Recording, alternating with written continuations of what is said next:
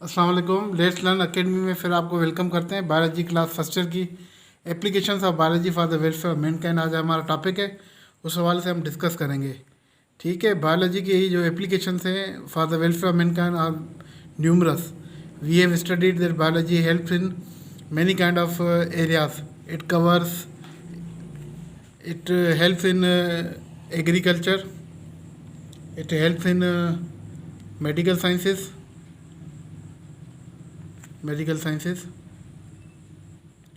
And in different areas. जैसा कि medical sciences में बहुत सारी हमारी डेवलपमेंट हो गई हैं बायोलॉजी के हवाले से। जैसे हमारे पास इम्यूनाइजेशन है। इम्यूनाइजेशन में क्या होता है कि हम वैक्सीन देते हैं पेशेंट को, उसमें उसकी इम्यूनिटी बन जाती है। मुख्तलिफ़ किस्म की हम वैक्सीन देते हैं, जैसे पोलियो हो गया, स्मॉल पॉक्स हो गया और हेपाटाइटिस हो गया। अभी पाकिस्तान में तो इसका जो प्रोग्राम हो गया EPI शेड्यूल जो है, एक्सपेंडेड प्रोग्राम ऑफ इम्यूनाइजेशन, उसमें हम बर्थ पे और मुख्तलिफ वीक्स पे हम वैक्सीन देते हैं। पेंटावेलेंट भी हैं। ठीक है, ये सारी इम्यूनाइजेशन है, तो ये वेलफेयर ऑफ मैनकाइंड के लिए इस्तेमाल होती है। ये भी बायोलॉजी की एक एप्लीकेशन है। और इसमें दूसरी जो चीज़ें आती हैं एप्लीकेशन में, वो होती है एंटीबायोटिक्स।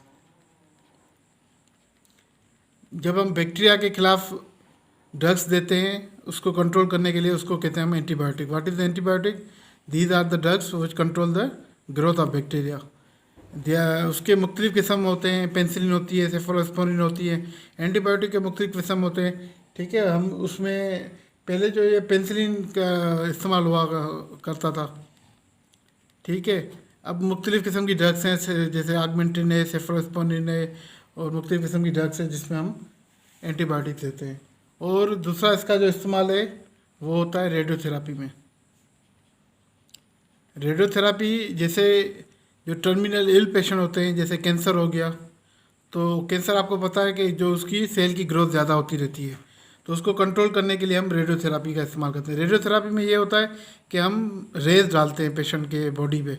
जिस जगह पर कैंसर होता है वहाँ पर हम रेज डालते हैं, तो इससे केयर होता है पेशेंट का। तो कैंसर को ट्रीटमेंट करने के लिए हम रेडियोथेरापी। इसी तरह अगर हम ड्रग्स दे दें अगर IV लाइन के थ्रू, तो वो होता है कीमोथेरापी। ये सारी हम ट्रीटमेंट इस वजह से देते हैं कि पेशेंट की वेलफेयर हो जाए। अगर हम इम्यूनाइजेशन कर रहे हैं, अगर रेडियोथेरापी दे रहे हैं, एंटीबायोटिक दे रहे हैं या कीमोथेरापी, उसका मेन टारगेट हमारा ये होता है कि पेशेंट का वेलफेयर हो जाए। तो ये बायोलॉजी की एप्लीकेशंस हैं। अभी बायोलॉजी की एप्लीकेशंस हमारे पास एग्रीकल्चर में भी हैं। हम ऐसे फ्रूट्स बना रहे हैं जिसमें वो फ्रूट्स की न्यूट्रिशन क्वांटिटी ज़्यादा हो जाती है, और न्यूट्रिशन क्वांटिटी बनने से कैलोरीज ज़्यादा होती है। तो इस वजह से ये बायोलॉजी की एक एप्लीकेशन एग्रीकल्चर में भी है। तो उम्मीद है व्यूवर्स आपने एप्लीकेशन ऑफ बायोलॉजी को अच्छा तरीके से समझा होगा। और नेक्स्ट वीडियो में हम आपसे हाइड्रोपोनिक्स के हवाले से डिस्कस करेंगे।